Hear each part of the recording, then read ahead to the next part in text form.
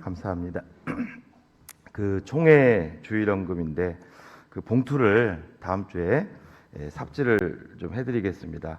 이게 총회 주일 의무헌금이기 때문에 여러분들께서 꼭 그 제출을 해주시면 감사하겠습니다. 그 다음 주에 주부의 뒤에도 있는데 아무튼 전 교인들이 다 동참해 주시기 바랍니다. 그리고 내일부터 있는 이제 금식기도 한 끼씩 하는 금식기도 여러분들이 동참을 적극적으로 해주시면 감사하겠습니다.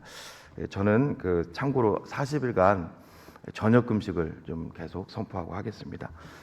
그 저녁에 이제 식사 약속이라든가 이런 것들은 다 이제 빼고 40일 동안 교회 사역을 위해서 금식을 계속 할 테니까 여러분들께 동참해 주시면 감사하겠습니다. 교육자님 통해서 전날에 문자나 카톡으로 계속 알려드리겠습니다. 그리고 우리 교회에서 마더와이즈를 이제 하게 되는데 마더와이즈를 여러분들이 이제 9월 달부터 할 건데 우리 학부모님들 많이 좀 소개도 해주시고 동참해 주십시오. 그리고 그 제자훈련을 모집을 하는데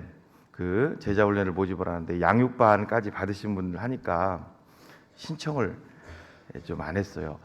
교육자들마다 다 강점이 있습니다. 찬양도 잘하시는 분, 설교도 잘하시는 분. 저는 주저없이 제게 최고 사역의 강점이 뭐냐고 하면은 저는 제자훈련입니다. 참 오랫동안 청년부 때부터 계속 받았고, 사실은 아마 전주에서 이쪽으로 올 때도 제일 아마 훈련 받은 분들이 아쉬웠을 거예요. 제일 제가 좋아하는 거고, 저는 그 제자훈련이, 그런데 제가 양육반까지만 이렇게 하고 소개를 하니까 사람들이 이렇게 좀 지지부진하신 것 같은데, 제일 제가 좋아하고 제일 제가 같이 뛸 수 있는 게 제자훈련인데, 우리 교육자를 통해서 또 우리 교회가 시스템도 이제 바꿨기 때문에 한 15분을 좀 모집을 하려고 합니다. 그래서 한 팀만 좀 운영할 건데 여러분들께서 주변에 제자학교까지 받으신 분들은 신청을 해주시고 저랑 같이 1년 동안 제자훈련에 열심히 뛰시면 참 좋을 것 같아요. 자, 기도하겠습니다. 하나님, 저희들을 붙들어 주시고 오늘도 주님만 온전히 의지하게 하시고, 오늘 또 하나님 앞에 나온 성도님들 한 분 한 분을 하나님께서 붙들어 주시고 날마다 주님과 동행하는 삶을 살 수 있도록 인도하여 주시옵소서. 우리의 모든 삶이 오직 주님만 바라볼 수 있도록 하나님께서 도와주시고 긍휼을 베풀어 주시옵기를 간절히 원합니다. 날마다 주님께 모든 소망을 두는 우리 성도님들 될 수 있도록 인도하여 주시옵소서. 예수님의 이름으로 기도하옵나이다. 아멘. 시선 교체라고 제목을 잡았습니다. 우리의 시선을 바꾸자. 오늘 6장 16절을 읽었는데요. 금식에 대해서 예수님이 말씀하시는 것을 보게 됩니다. 금식. 오늘 말씀은 그겁니다. 첫 번째, 우리 성도님들은 신앙생활을 자기 의를 만족하는 데 사용해서는 안 된다는 겁니다. 자기 의를 드러내는 데 사용해서는 안 된다는 겁니다. 16절을 제가 다시 천천히 읽어보면요. 금식할 때 너희는 외식하는 자들과 같이 슬픈 기색을 보이지 말라. 그들은 금식하는 것을 사람에게 보이려고 얼굴을 흉하게 하느니라. 내가 진실로 너희에게 이르노니 그들은 자기 상을 이미 받았느니라. 여러분, 금식은 영적인 일이죠. 금식은 오늘날로 말하면 신앙생활이라고 할 수 있습니다. 신앙생활도 영적인 일입니다. 모세의 율법에 의하면 사람들은 1년에 한 번 대속죄일에 모든 이스라엘 백성들이 금식할 것을 규정하고 있습니다. 그리고 바벨론 포로 기간에도 이스라엘 백성들은 영적 유익을 위해서 정기적으로 금식을 했고, 이 바리새인들과 유대교 지도자들은 일주일에 2번씩 아마 금식했다는 소리를 들으셨을 거예요. 그것은 그냥 우연히 한 것이 아니라 모세가 시내산에 올라간 날을 목요일 날로 규정하고 있습니다. 그리고 내려온 날이 월요일 날. 그래서 목요일 날 금식하고 또 월요일 날 금식을 했다고 합니다. 우리가 이제 내일부터 금식을 하게 되는데, 금식은 여러 가지 유익이 있죠. 이사야서 말씀처럼 흉악의 결박을 풀어주기도 하고, 영적으로 또 하나님께 더 가까이 나아갈 수 있는, 어떻게 보면 우리 신앙을 업그레이드 할 수 있는 귀한 계기가 바로 금식이라는 것을 우리는 보게 됩니다. 근데 문제는 이 금식을 하다 보면 처음에는 뭐 안 그렇습니다만 좀 금식을 길게 하신 분들은 다 느끼시겠지만 시간이 지날수록 이 배고픔 그리고 또 육체적인 고통이 따라오게 됩니다. 이때 사람들이 처음에 마음 먹었던 금식의 그 본연의 뜻을 이제 잃어버리는데 이걸 이제 예수님은 외식하는 자들이라고 오늘 본문에서 얘기하는 거예요. 그래서 금식할 때 너희는 외식하는 자와 같이 슬픈 기색을 하지 말라. 실제로 이때 유대 지도자들이 금식을 이제 하고 몸이 채채해지고 그런데 이제 이거를 사람들 앞에 가서 내가 지금 금식을 하고 있다. 그리고 내가 지금 거룩함을 향해서 달려가고 있다. 이런 모습을 사람들한테 보이는 경우가 많이 있었다는 거예요. 금식이라는 이 영적인 일을 통해서 하나님께 나가야 되는데 사람들에게 우리 자신을 은근히 드러내는 그런 계기로 삼았다는 거죠. 여러분, 금식이 뭘까요? 금식은 우리 영적인 속과 겉이 같게 하는 게 금식입니다. 그렇죠. 내가 어떻게 보면 내 신앙이 많이 퇴색됐다든가 문제가 생겼을 때 금식을 통해서 하나님 앞에 영적으로 육적으로 겉과 속이 같게 하는 것이 바로 금식입니다. 그런데 성경에 나오는 이 지도자들, 유대 지도자들은 이 금식을 일주일에 2번씩 하는 것은 뭐 쉽지는 않죠. 그런데 이걸 가지고 오히려 자신의 의를 드러내는 계기로 삼았다는 게 이게 문제가 있는 거예요. 여러분, 예수님이 그러니까 오늘 말씀은 이제 금식이라는 것을 얘기를 했지만 실질적으로 신앙생활을 내 의를 드러내는 도구로 우리가 삼으면 안 된다는 겁니다. 교회에서 하는 봉사 모든 것을 나를 과시하고 나를 드러내는 도구로 삼으면 큰일 난다는 거죠. 설교자인 저도 그럴 수가 있고 여기 다양하게 또 특히 더군다나 일부 예배 나오시는 분들이 이 말씀을 들으면 저는 의미가 있다고 생각합니다. 많은 봉사들을 하는데 이게 자칫하면 내 의를 드러내는 도구로 사용할 수가 있다는 거죠. 여러분, 가끔 우리가 이제 기업인들이 기부를 하는 것을 보게 되죠. 그렇죠? 기부를 어떤 있을 때 막 기부를 하는 것을 보게 돼요. 그러면 그 기부를 하는 것을 보면서 가끔 쓴웃음을 지을 때가 있죠. 그냥 그 자원하는 마음으로 순적한 마음으로 그 기부를 하면 좋은데 은근히 홍보를 하고 드러내는 것을 보게 된다는 거예요. 저도 이제 이런 걸 체험을 했습니다만 어떤 분이 이제 그 교회에 찾아왔어요. 교회에 찾아와가지고 그 교회 어려운 분들을 좀 돕고 싶대요. 그리고 우리 교회에서도 뭐 소년 가장 이런 분들을 돕고 싶을 테니까 찾아달라고 하시더라고요. 야, 속으로 굉장히 제가 기뻐했습니다. 야, 참 이런 분들이 있구나. 그러면서 막 교회 물품도 보내오고. 근데 한 번은 저한테 동사무소에 좀 오시라고 물품을 좀 잔뜩 준비했는데 어려운 사람들에게 교회에 드리려고 했는데 기증식을 하겠다고. 그래서 저는 교역자들을 데리고 순적한 마음으로 물품을 받으러 간 거죠. 그랬더니 그 물품 앞에서 막 사진을 찍고 막 그러는데 영 마음 편치가 않았어요.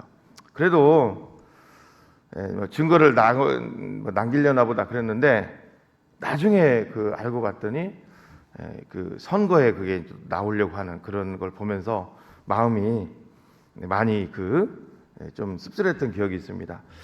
여러분, 우리는 꼭 기억하십시오. 하나님 앞에 모든 영적인 일은 우리가 하나님 앞에서 하는 것이지 사람 앞에서 하면 안 된다는 거예요.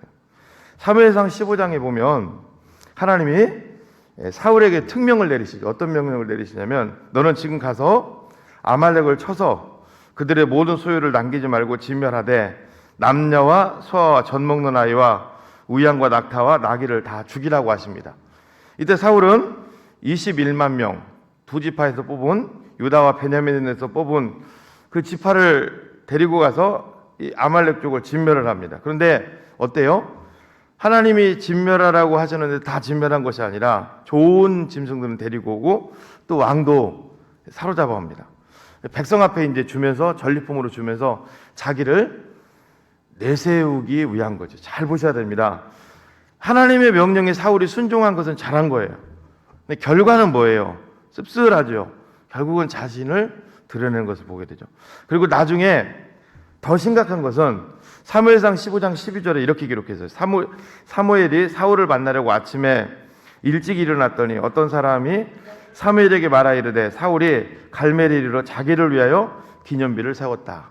결국은 모든 영광을 하나님께 돌리는 것이 아니라 그 좋은 것을 잡아온 것도 문제인데 자기를 위해서 기념비를 세우는 것을 보게 되더라는 겁니다. 여러분 잘 생각해 보셔야 됩니다. 우리는요 지금 다 이제 지금은 다양하게 여러 가지 상황 속에서 우리가 하고 있지만 앞으로 10년이 지나 20년이 지나 30년이 지나 40년이 지나 우리 앞에 다 뭐가 붙을 거예요. 뭐가 붙을까요? 고자가 붙을 거예요. 맞나요? 옛 고자 한자라는 고.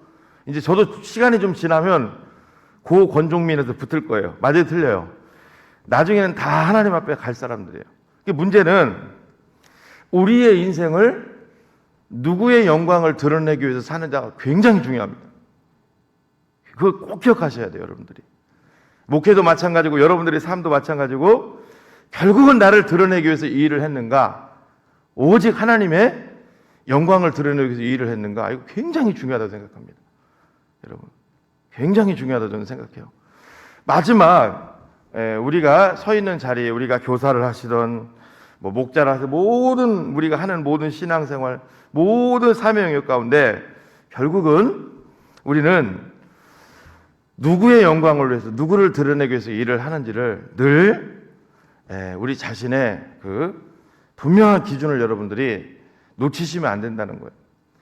여러분 우리가 교회에서 열심히 신앙생활을 합니다. 열심히 사람들 보라고 한다는 것은 결국 나를 드러내는 거예요. 맞죠? 나를 드러내는 거예요. 바울은요 성경에 보면요 나를 본받으라 그랬어요. 나를 본받으라고 하는 그 말만 보면은 굉장히 기분 나쁜 말이죠. 그런데 그 다음에 이런 얘기를 합니다. 내가 그리스도를 본받는 것을처럼, 그러니까 내가 그리스도를 본받는 거, 내가 예수님을 본받는 거, 그거 본받으라고 한 거예요. 그거 자기의 그 어떤 성숙한 위대한 신앙을 본받으라는 것이 아니라, 여러분 우리는 나는 죽고 예수로 사는 사람이에요. 갈라디아서 2장 20절에 우리가 잘 아는 말씀 있잖아요. 내가 그리스도와 함께 십자가에 못 박혔나니 그런즉 이제는 내가 사는 것이 아니요 오직 내 안에 그리스도께서 사시는 것이라. 이제 내가 육체 가운데 사는 것은 나를 사랑하사 나를 위하여 자기 자신을 버리신 하나님의 아들을 믿는 믿음 안에서 사는 것이라. 할렐루야. 하나님이 저에게도 목회자로 부르시면서 한 게 있어요. 제가 죄송합니다. 우리 교회에서 이제 부목사로 사역할 때만 해도 거울을 많이 봤어요. 거울을. 항상 그 좀 약간 그 표준 체형, 몸무게 이런 걸로 굉장히 은근히 그게 있었어요. 근데 체중이 이제 불고 나서 이제 뺄 텐데, 분명히 저는 뺄 겁니다. 다시 회복을 시킬 거예요. 또 성도들이 신방 다녀보니까 또 염원하는 분들이 있어요. 아유, 목사님 옛날에 참 보기 좋았는데. 사람 때문이 아니라 뺄 건데, 이게 푸짐해지면서 거울을 제가 이제 못 봐요. 솔직히 이제 샤워할 때도 불 끄고 합니다. 근데 하나님께서 그것도 이유가 있는 것 같아요. 모든 것을 이제 내려놓으라는 거예요. 모든 걸 내려놓고 누구만 보라는 거예요. 주님만 보라는 거예요. 주님만. 거기에도 의미가 있는 것 같아요. 겸손이죠, 겸손. 여러분, 아니신 것 같아도 은근히 생각해 보세요. 우리 몸매가 그 크리스티아노 호날두처럼 몸매가 아주 남자가 잘생긴 멋지다. 그럼 은근히 그거 보게 되거든요. 은근히. 이것도 은근히 보게 되거든요. 그래, 내가 이 정도는 되지. 그러면서 생각해 보십시오. 설교할 때도 은근히 그게 있다고, 은근히 그게 있다고. 유기성 목사님 같이 그런 그릇이 돼서 이렇게 몸이 괜찮으면 모르지만 은근히 과시하는 게 있다고요. 은근히 툭툭 던지고. 근데 하나님께서 또 이런 걸 통해서 이제 하나님만 바라보라고 또 하시는 메시지가. 사랑하는 성도 여러분, 오늘 이 말씀 이제 제가 다시 마태복음 돌아왔는데 꼭 기억하십시오. 우리 신앙생활은 영적인 일입니다. 믿습니까, 여러분? 오직 주님이에요. 오직 주님. 오직 주님만을 바라보시고 주님만을 의지하시는 저와 여러분들 되시기를 주님의 이름으로 축복합니다. 많은 사람들이 이것을 놓치며 살아간다는 거예요. 그냥 신앙생활하면서도 조금 그냥 맹목적으로. 어느 날 그 욕심 많은 한 청년이 있었어요. 욕심이 굉장히 많았습니다. 근데 소원 성취의 요정이 들어있는 요술램프를 하나 우연히 발견한 거예요. 야, 이게 웬 떡이야. 안 믿는 사람이니까 신이 나에게 최고의 기회를 주셨구나. 그러면서 보니까 딱 항아리에 글씨 써 있는 거예요. 여기 당신의 소원을 드리는데 한 가지. 근데 욕심이 많으니까 자꾸 우기는 거예요. 그런데 이제 소원 성취를 빌기 위해서 램프를 갖다 놓고 이제 그 소원 성취를 해주는 요정을 부르니까 아니다 다를까 요정이 쏙 나왔습니다. 그러면서 주인님 무슨 소원을 들어드릴까요? 한 가지를 얘기해 주십시오. 그랬더니 욕심 많은 청년은 3개를 얘기해 버린 거예요. 저는 하나 갖다는 양이 안 찬다. 돈, 여자, 결혼을 나는 원한다는 거예요. 안 됩니다, 주인님. 돈이면 돈, 여자면 여자, 결혼이면 결혼, 한 가지만 얘기해 주십시오. 절대 안 된다는 거예요. 근데 요정이 비장한 마음으로 얘기를 했습니다. 꼭 3가지를 다 원하시나요? 반드시 저는 이 3가지를 가져가야 되겠다. 그때 요정은 그러면 어쩔 수 없습니다. 저희가 이렇게 애걸복걸 하시니까 소원을 들어드리죠. 얼마 후 이 청년은 돈 여자와 결혼했어요. 정신이 돈 여자와. 여러분, 이건 참 별 아무것도 아닌 예와 같지만 우리 그리스도인들의 삶을 보여주는 겁니다. 여러분, 오늘도 사탄은 우리에게 정신이 돈 여자, 정신이 돈 여자와 결혼해서 그걸 쫓아가면서 살게 한다는 겁니다. 여러분 꼭 기억하십시오. 우리는 이 땅에서 하나님의 영광을 드러내도록 부름받은 자들인 줄로 믿습니다. 어떤 상황 속에서도 오직 주님, 오직 말씀, 오직 예배, 이거에 관심을 기울이시는 저와 여러분들 되시기를 바랍니다. 여러분, 영국에 아주 귀한 그 채플이 있어요. 예배당 웨스트민스터 채플입니다. 영국의 마틴 노이드 존스 목사님이 거기서 설교도 하시고 아주 유명한 곳이에요. 근데 여러분, 그 웨스트민스터 그 사원 그쪽은 오늘날 하나님을 섬기는 귀한 예배당으로 오늘 이름을 떨치는 것이 아니라 영국의 왕들의 그 대관식 장소로. 더 안타까운 것은 그 예배당 그 지하에 이제 무덤이 있어요. 웨스트민스터 채플 지하에 지하에 아주 세계적인 인물들이 있죠. 엘리자베스 1세 여왕이라든가 만유인력의 법칙을 발견한 아이작 뉴턴. 참 안타까운 것은 진화론을 주장했던 찰스 다윈의 무덤도 거기 있어요. 여러분, 하나님께 올려드려야 될 그 예배당 그 영광이 오늘날은 오히려 세계적인 인물의 그 무덤으로 더 유명한 곳이 됐고 영국의 왕의 대관식 장소로 더 유명해졌어요. 이것은 여러분 기독교의 본질은 아니라고 생각합니다. 우리는 늘 나는 죽고 예수가 사는 그런 삶이 저와 여러분들 속에 계속되어지기를 주님의 이름으로 축복합니다. 고린도전서 15장 3절에 바울이 이런 얘기를 했어요. 나는 날마다 죽노라. 난 날마다 죽노라. 여러분, 내가 죽어야 우리 삶 속에서 그리스도가 살게 될 줄로 믿습니다. 그 레오나르도 다빈치라는 분 아실 거예요. 아주 유명한 화가죠. 이분이 더 유명해진 이유는 바로 최후의 만찬이라고 하는 아주 대작을 남겼기 때문입니다. 근데 레오나르도 다빈치는 오랜 심혈을 기울여서 최후의 만찬을 그리는데 그가 신경을 썼던 게 뭐냐면, 여러분 예수님의 제자들 얼굴 우리 모르잖아요. 예수님 얼굴도 모릅니다. 기도했겠죠. 제자들 하나씩 이제 요한, 베드로 다 그리는데 문제가 생겼어요. 가룟 유다를 어떻게 표현할 건가? 가룟 유다를.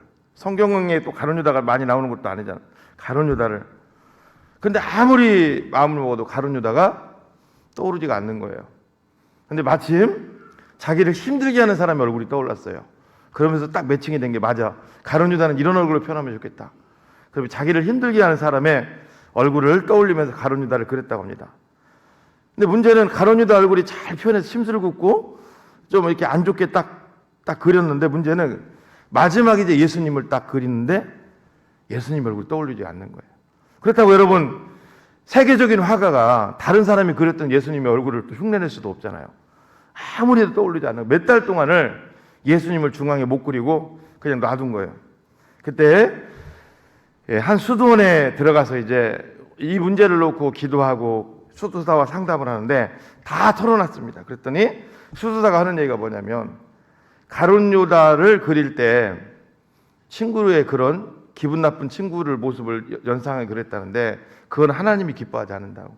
이 대작을 그리시면서 이거 하나님께 영광이 되는 자리인데 어떻게 사사로운 인간적인 감정이 거기에 들어갈 수가 있냐고. 빨리 하나님 앞에 회개하고 그 친구가 풀으시라고. 여러분, 레오나르도 다빈치는 뭐 일화가 사실인지 모르지만 즉시 회개하고 자기와 그 가룟 유다를 흉내냈던 그 친구에게 사과하고 풀었다고 합니다. 그러자 그 예수님의 인자한 얼굴을 드디어 영감 있게 그릴 수 있었다고 합니다. 사랑하는 여러분, 우리도 마찬가지입니다. 신앙생활은 늘 자기중심이 되면 안 됩니다. 항상 예수님이 우리를 통해서 나타나시는 저와 여러분들 되시기를 주님의 이름으로 축원을 드립니다. 두 번째, 오늘 또 본문이 우리에게 보여주는 것은 같이 한번 읽어볼까요? 시작. 진짜는 감추어진 것이 진짜라는 겁니다. 여러분, 진짜는 드러나지 않고 감추어진 게 진짜입니다. 자, 6장 17절과 18절을 또 읽어보겠습니다. 너는 금식할 때 머리에 기름을 바르고 얼굴을 씻으라. 이는 금식하는 자로 사람에게 보이지 않고 오직 은밀한 중에 계신 내 아버지께 보이게 하려 함이라. 은밀한 중에 보시는 내 아버지께서 갚으시리라. 아멘. 금식할 때 뭐라고요? 금식은 영적인 일이에요. 오늘 본문을 보시면서 무조건 금식은 영적인 일이다. 신앙생활, 예배생활, 금식할 때, 영적인 일을 할 때 머리에 기름을 바르고 얼굴을 씻으라. 머리에 기름을 바르고 얼굴을 씻으라는 얘기는 이것은 육적인, 외적인 일이죠. 그렇습니다.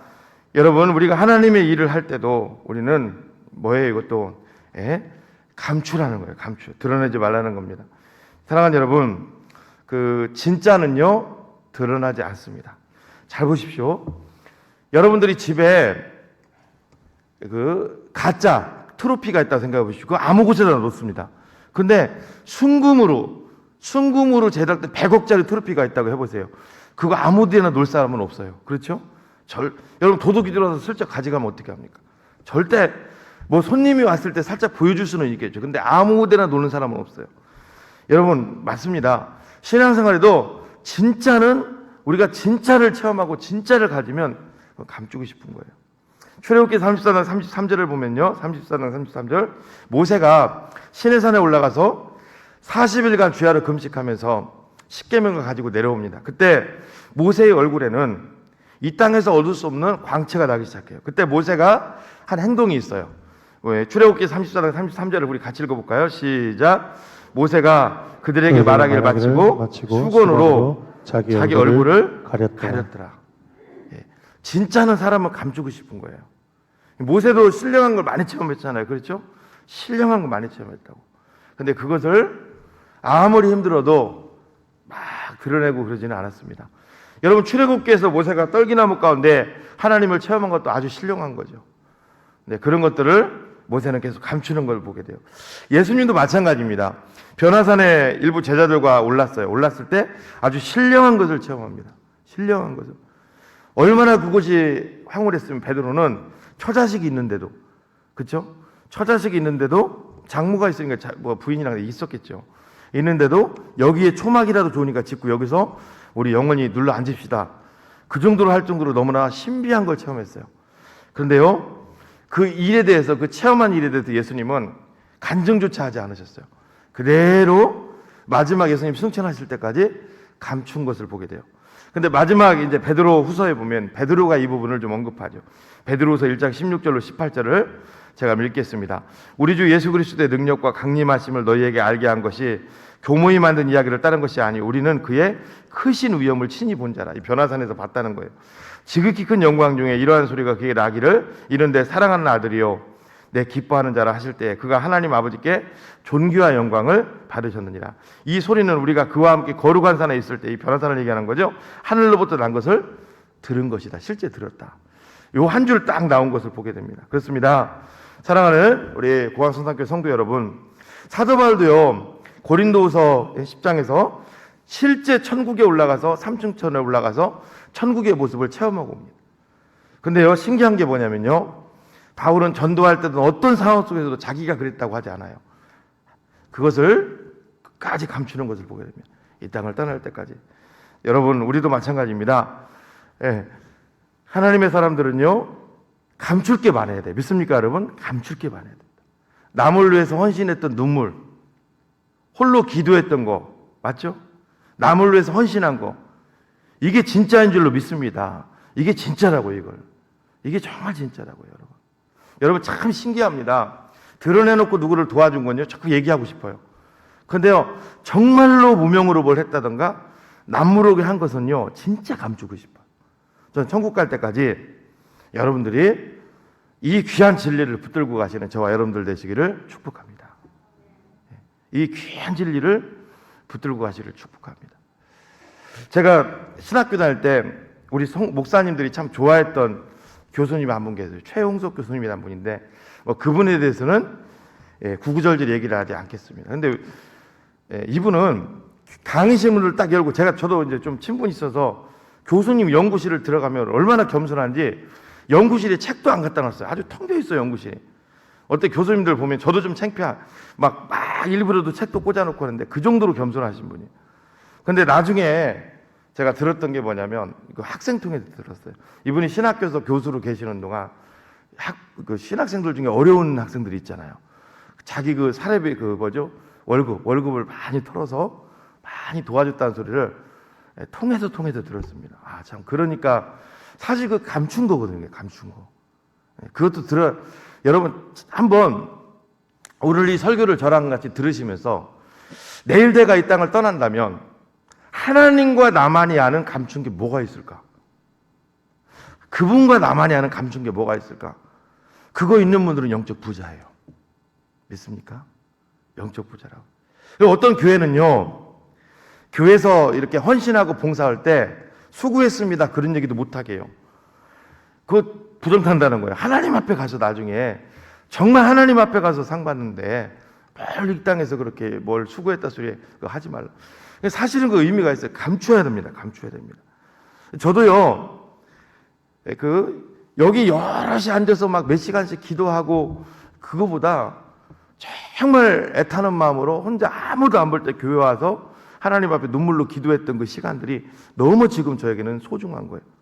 사실 여기 계신 모든 분들이 지금 영적으로 여러분 회복하고 싶은 게 그런 거 아니에요? 정말 여러분, 우리가 예수님을 안 믿다가 예수님을 믿었어요. 그걸 뭐라고 부릅니까? 첫사랑이 구원의 간격이라고요. 그렇죠? 내가 체험한 예수님. 그것 누가 합니까? 그게 감춘 거거든요. 나만이 아는 거지, 나만이. 첫사랑의 구속의 간격. 막 그래서 그걸 맛본 분들은 그렇잖아요. 아, 그거 좀 다시 회복됐으면 좋겠다. 다른 사람한테 내가 예수님을 만난 것은 아무리 설명을 해도 안 되는 거예요. 그렇죠? 여러분, 이 감춰야 될 게 우리 가운데 많이 있습니다. 지금부터라도 우리는 하나님이 정말로 기뻐하시는 일이 뭔지를 잘 보시고 많이 감추시는 저와 여러분들 되시기를 주님의 이름으로 축복합니다. 장로교의 창시자였던 존 칼빈, 참 정말 하나님 일을 많이 한 사람입니다. 대단한 사람입니다. 이분의 업적은 장로교 창시부터 시작해서 대단한 분이죠. 총신대부터 시작해서 많은 깨어있는 분이라면 아마 칼빈 닮고 싶은 마음은 누구든지 있을 거예요. 칼빈이 스위스 제네바에서 종교개혁을 일으키고 장로교회를 창립했습니다.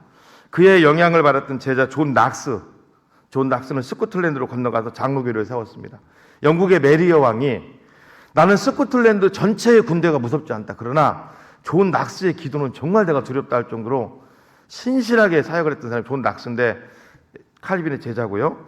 많은 그 지도자들이 유럽 각지에 흩어져서 귀하게 하나님 일을 감당을 했죠. 이 존 칼빈은 명설교가이기도 했고요. 주석도 엄청나게 썼습니다. 그리고 최고의 개혁주의가요. 참 신실한 하나님의 사람이었죠. 그런데 여러분, 이 칼빈이 이 땅을 떠나면서 남긴 유언은 지금도 우리에게 아주 귀한 울림을 줍니다. 칼빈이 죽으면서 이런 얘기를 했어요. 내 무덤에 묘비를 절대로 세우지 마십시오. 내 무덤의 흔적도 그냥 아주 작게.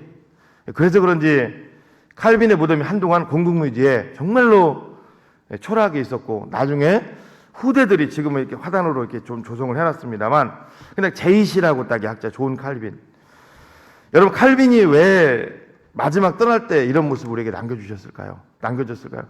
감춘 거죠, 감춘 거. 여러분, 성경을 한번 여러분들이 보세요.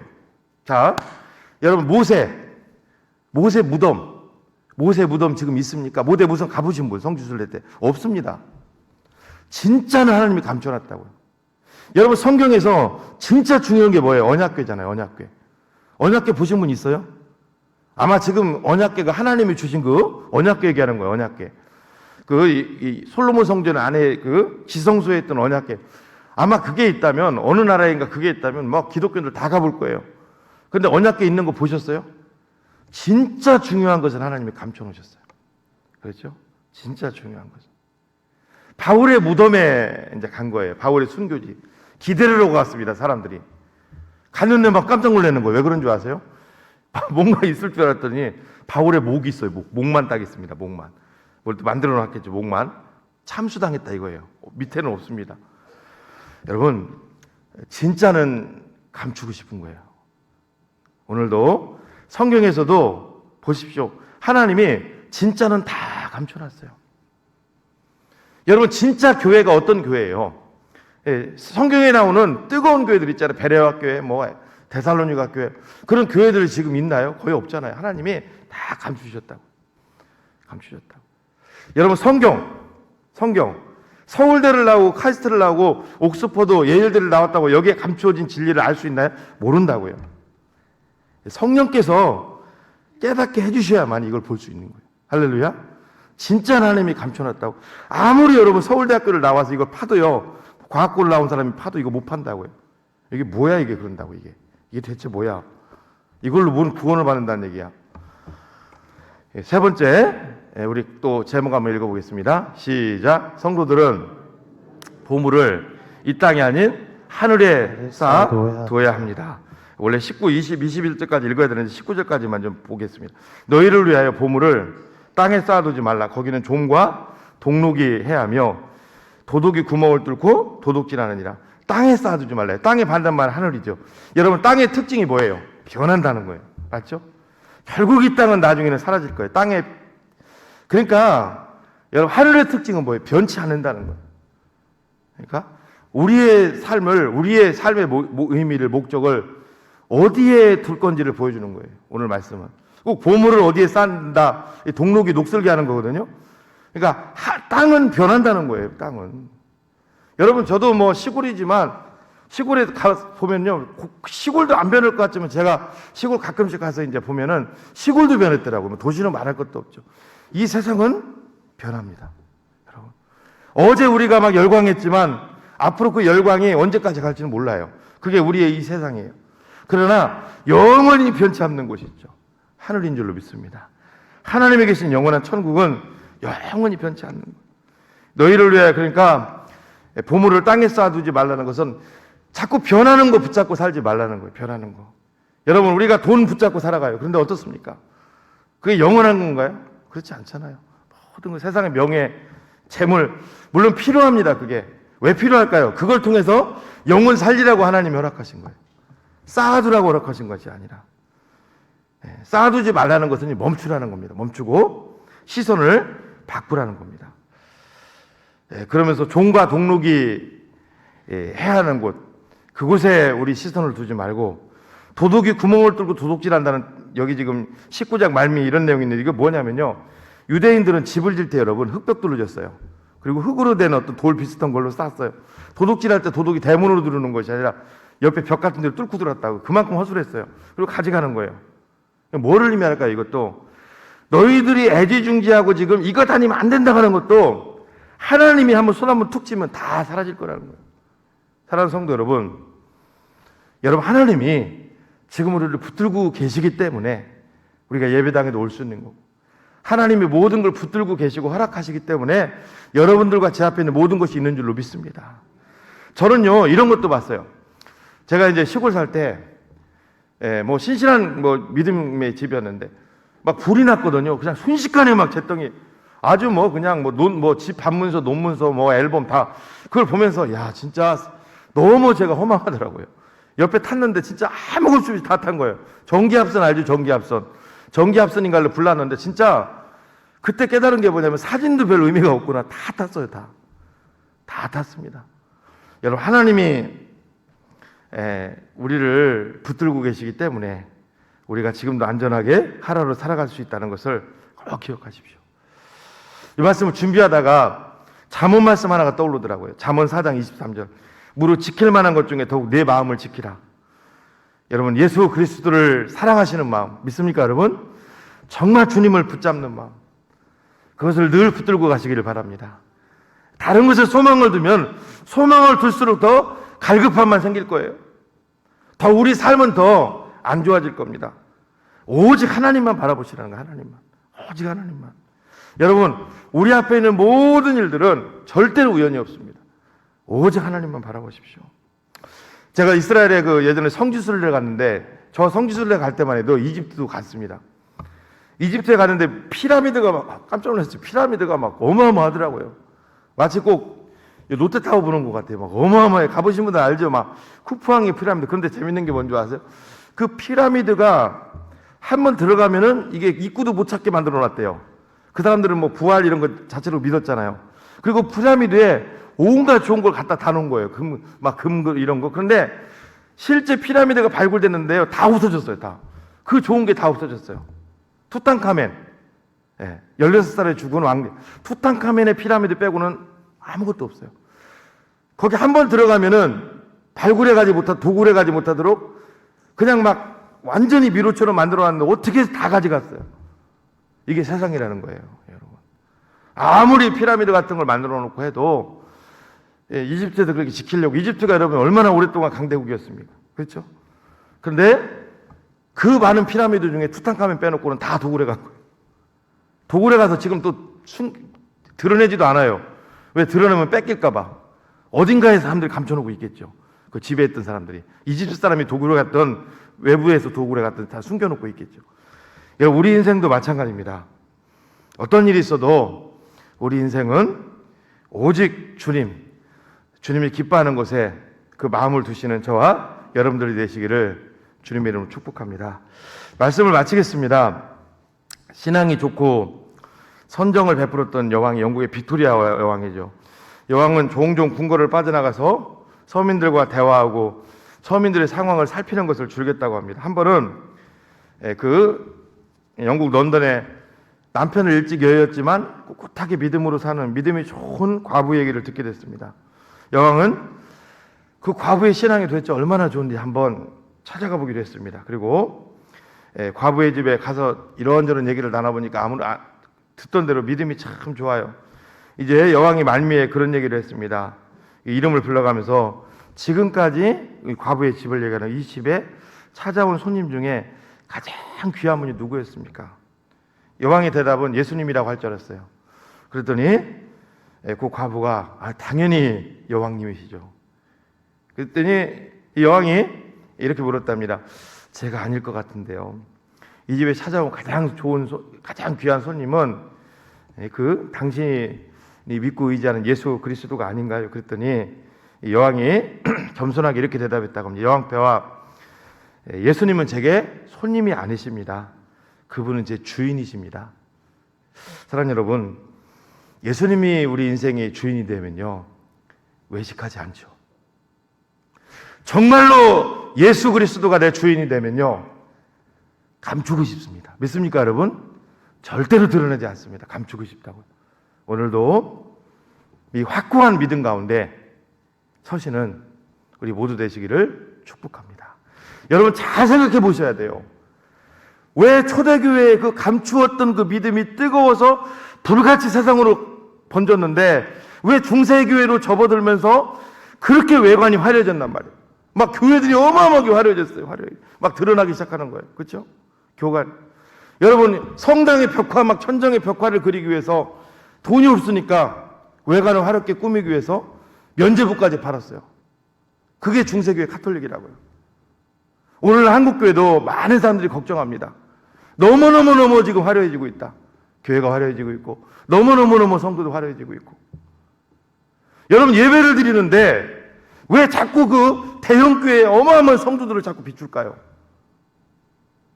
그 성도들을 왜 비출까요? 그 성도들이 그렇게 많으니까 이쪽으로 오라고 비출까요? 하나님 앞에 예배를 드리시면서 여러분 생각해 보셨어요? 여러분, 예배를 드리는 성도들 회중석을 왜 자꾸 비춰요? 정말로 중요한 것은 감추어진 것. 오늘도 이 믿음 가운데 서시는 저와 여러분들 되시기를 축원을 드립니다.